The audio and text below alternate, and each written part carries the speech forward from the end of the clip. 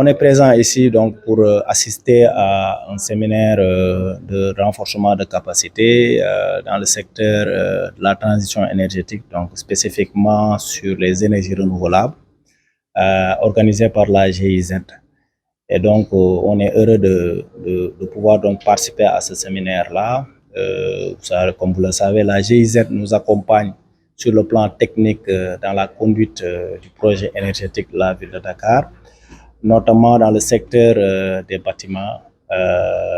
Donc, nous sommes accompagnés dans ce secteur-là pour pouvoir donc réduire la consommation énergétique, mais aussi les émissions de gaz à effet de serre issues de ce secteur-là.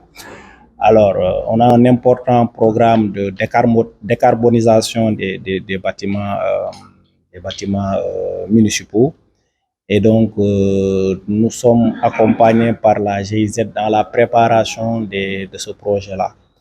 Et dans le cadre du renforcement de capacité, il était important pour nous de venir assister à ce séminaire-là pour pouvoir donc bénéficier de tous les outils nécessaires pour pouvoir donc manager et conduire ce projet-là. Alors, la ville de Dakar, depuis quelques années, s'est engagée dans une politique de gouvernance énergétique et pour une transition écologique. Et donc, cela se traduit notamment par plusieurs actions qui sont donc faites dans plusieurs secteurs. Et le secteur énergétique est l'un des secteurs d'intervention phare parce que c'est le secteur effectivement qui émet le plus dans la ville de Dakar.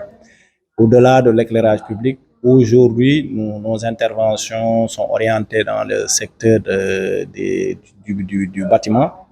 Et donc, nous sommes accompagnés par la GIZ dans le cadre d'un projet pilote qui tourne autour de 24 sites de bâtiments, qui polarise 81 bâtiments au total. Et donc, cet accompagnement technique vise à nous préparer dans la conduite du projet énergétique. Et après, nous osons espérer que ce projet-là va s'étendre sur 350 autres bâtiments, qui est donc le potentiel global de bâtiments à pouvoir solariser dans la ville de Dakar. Et donc, à travers cette intervention globale, nous osons espérer que la consommation pourra être réduite et les émissions de gaz à effet de serre également et contribuer au respect des engagements verts que la ville de Dakar a pris dans le cadre, n'est-ce pas, de sa politique énergétique.